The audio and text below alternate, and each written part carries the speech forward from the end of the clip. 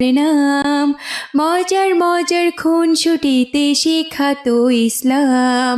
বাবা মায়ের বাধ্য ছেলে ওমর যে তার নাম, মজার মজার দুষ্টুমিতে সেও শিখাতো ইসলাম। ছোট্ট সোনামণিরা, তোমরাও যদি ফাতেমা ওমরের সাথে ইসলাম শিখতে চাও তাহলে এক্ষুনি আমাদের চ্যানেলটি সাবস্ক্রাইব করে দাও। ইসলামপুর মহল্লায় কালু নামের এক চোর বাস করত, কিন্তু কালো চোরা অন্য চোরদের মতো ছিল না। অন্য চোরা দামি দামি জিনিসপত্র চুরি করলেও কালু চোর চুরি করত লাউ। লাউ কালু চোরের ভীষণ প্রিয় খাবার ছিল। সাধের লাউ বানাইলো মোরে বৈরাগী, সাধের লাউ বানাইলো মোরে বৈরাগী। লাউয়ের আগা খাইলাম ডোগা গো খাইলাম, আগা খাইলাম ডোগা গো খাইলাম। লাউ দিয়ে বানাইলাম ডুগুডুগি, ওরে লাউ দিয়ে বানাইলাম ডুগুডুগি। সাধের লাউ বানাইলো মোরে বৈরাগী, সাধের লাউ বানাইলো মোরে বৈরাগী। ওরে আজ বেশ কয়েকটা লাউ পাইছি। লাউগুলো বাজারে বিক্রি করলে 500 টাকার মতো পামু। আর বড় লাউটা বাড়িতে নিয়ে গিয়া বড় মাছ দিয়া রান্না কইরা খামু। বড় মাছ দিয়ে লাউ খাইতে যে কি মজা! এই কথা বলে কালো চোরা লাউ নিয়ে বাড়িতে চলে গেল।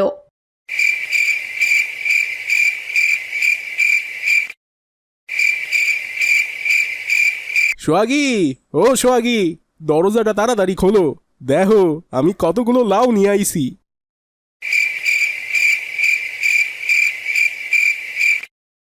খুব উদ্ধার করে ফেলেছ, কয়েকটা লাউই তো চুরি করে নিয়ে এসেছো।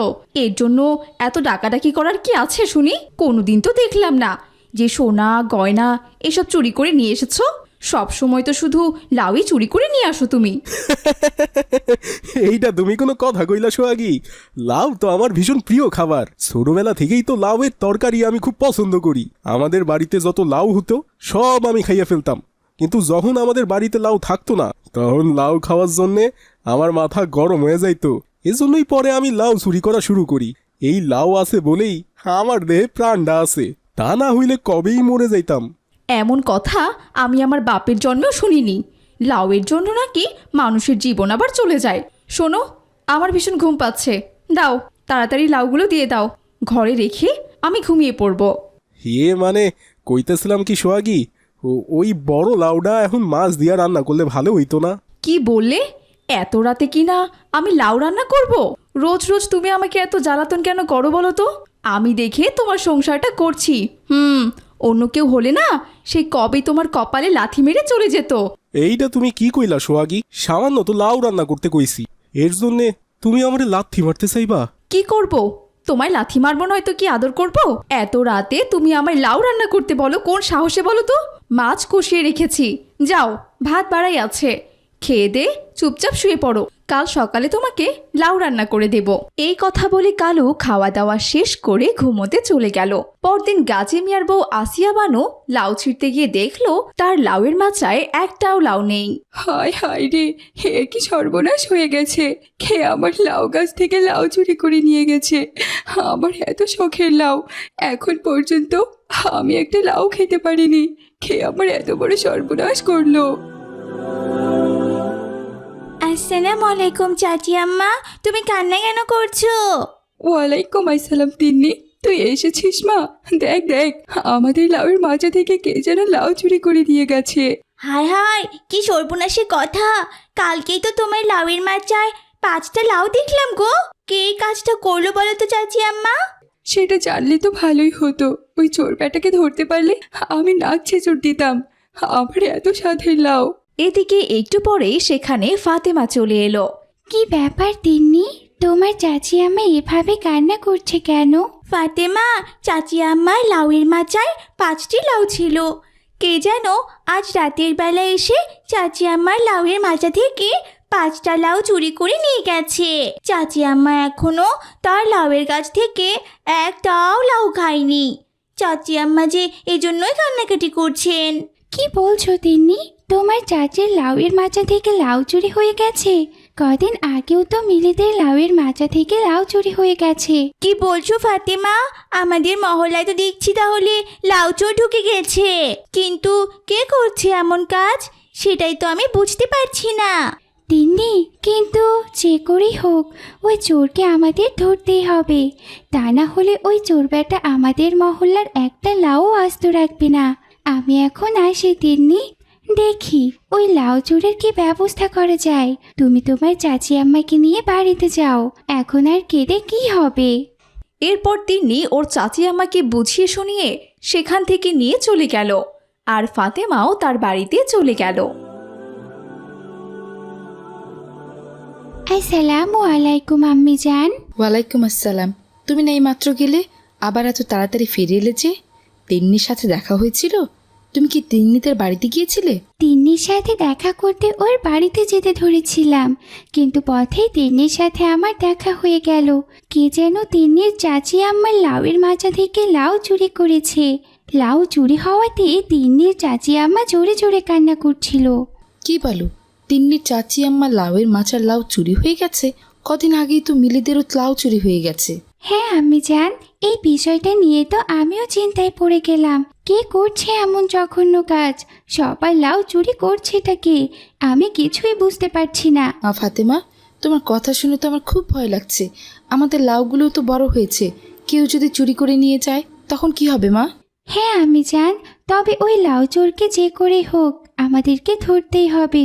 কোনোভাবেই ওই চোরকে আর লাউ চুরি করতে দেওয়া যাবে না। ওই চোর অনেক লাউ চুরি করেছে। আসসালামু আলাইকুম আম্মিজান।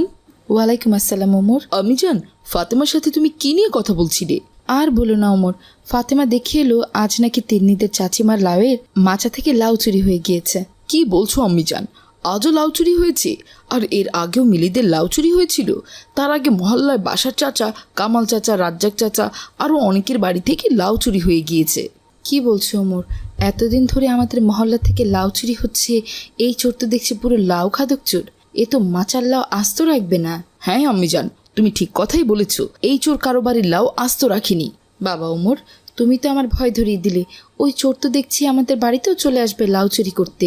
হ্যাঁ আম্মিজান, আমাদের বাড়িতে যেহেতু গেট দেওয়া থাকে এর জন্য লাউ চোর আসতে পারে না। এখন যেহেতু সবার বাড়িতে লাউ চুরি করা শেষ, এবার নিশ্চয়ই চোর আমাদের বাড়িতে আসবে। তাহলে এখন কি করা যায় বাবা ওমর? ওই লাউ চোরকে ধরতে না পারলে এই মহল্লার কারো বাড়ি লাউ আস্ত রাখবে না। যে করে হোক এই চোর বাটাকে ধরতেই হবে। কিন্তু বাবা ওমর, কি করে ওই চোরকে ধরবো? আম্মিজান, সেটা তুমি আমার উপর ছেড়ে দাও। আমার মাথায় একটা দারুণ বুদ্ধি এসেছে ওই চোর বাটাকে ধরার জন্য। কি বুদ্ধি ওমর বাবা? আম্মিজান, এই বুদ্ধির কথা এখন আমি বলবো না, যখন কাজ হয়ে যাবে তখন এমনিতেই বুঝতে পারবে। এই কথা বলে ওমর সেখান থেকে চলে গেল আর বাজারে গিয়ে কারেন্টের তার কিনে নিয়ে এলো। আর সেই তারগুলো তাদের বাহিরের দেয়ালের উপর গ্রিলে লাগিয়ে দিল। কাজ হয়ে গেছে। ওই চোর যখন দেয়াল টপকিয়ে চুরি করতে চলে আসবে তখনই এই কারেন্টের ফাঁদে আটকা পড়ে যাবে। কারেন্টের শক খেয়ে বেটা চোর ধপাস করে মাটিতে পড়ে যাবে, আর তখনই আমরা তাকে ধরে ফেলবো। যেমন ভাবনা তেমন কাজ। ওমর তাদের দেয়ালে কারেন্ট লাগিয়ে দিয়ে চলে গেল। এদিকে রাত গভীর হতেই কালুচোরা বলল, চুরি করতে করতে তো মহল্লা সব লাউই চুরি করে ফেলছি, শুধু ওই ফাতেমা ওদের বাড়ির লাউ বাকি আছে। কিন্তু ওদের বাড়ির সামনে তো দেওয়াল দেওয়া আছে, দেওয়ালের কারণে ওদের বাড়ির লাউ চুরি করতে পারি নাই। তবে আইজ দেওয়ালে মই লাগাইয়া ওদের লাউ চুরি করবো। আইজ ওদের বাড়ির লাউ আমার হাত থেকে কিছুতেই রক্ষা পাইব না। এ কথা বলে কালুচোরা একটা বস্তা আর মই নিয়ে চলল ওমরদের বাড়িতে লাউ চুরি করতে।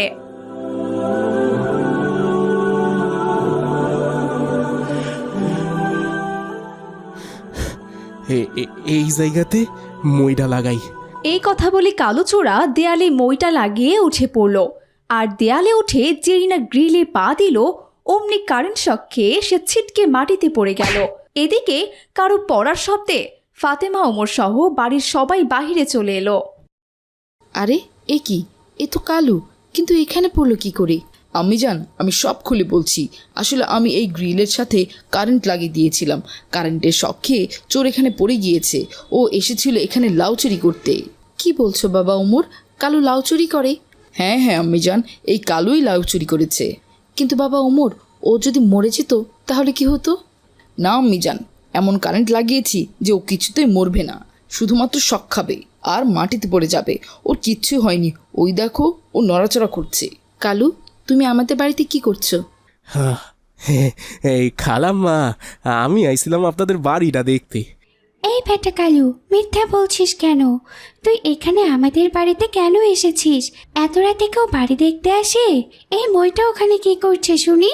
আবার পেছনে দেখছি একটা বস্তাও আছে। সত্যি করে বল, তুই এখানে কেন এসেছিস?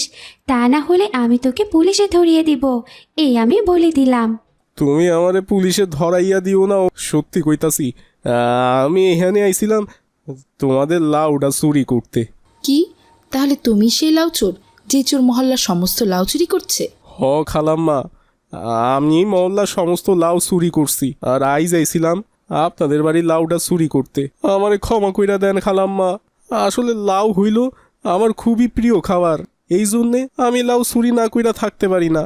আমার যে সব সময় লাউয়ের তরকারি দিয়া ভাত খাইতে হয় খালাম্মা, আমারে ছাইরা দেন খালাম্মা, আমারে পুলিশে দেবেন না, কথা দিতাছি আপনারে আমি আর কোনোদিনও লাউ চুরি করবো না। আচ্ছা ঠিক আছে, তোমাকে ছেড়ে দেওয়া হলো। আর একটু দাঁড়াও, আমি তোমাকে লাউয়ের বীজ এনে দিচ্ছি। এই বীজ নিয়ে গিয়ে তোমার বাড়িতে রোপণ করে দেবে, দেখবে কিছুদিনের মধ্যেই থোকায় থোকায় লাউ ধরবে। তোমাকে আর লাউ চুরি করতে হবে না, এই লাউ খেয়ে তোমার শখ মিটে যাবে। তাইলে তো ভালোই হয় খালাম্মা। আইসা ঠিক আছে। এরপর আয়শা বাড়ির ভেতর থেকে লাউয়ের বীজ এনে দিল কালুচোরাকে। কালুচোরা লাউয়ের বীজ নিয়ে সেখান থেকে চলে গেল। এরপর থেকে কালু আর কখনোই লাউ চুরি করেনি। হাই হাই রে, কি সর্বনাশ হয়ে গেছে আমার। মাইশার বাবা, জলদি এদিকে আসুন, দেখে যান, কে যেন আমাদের একটা হাঁস চুরি করে নিয়ে গেছে।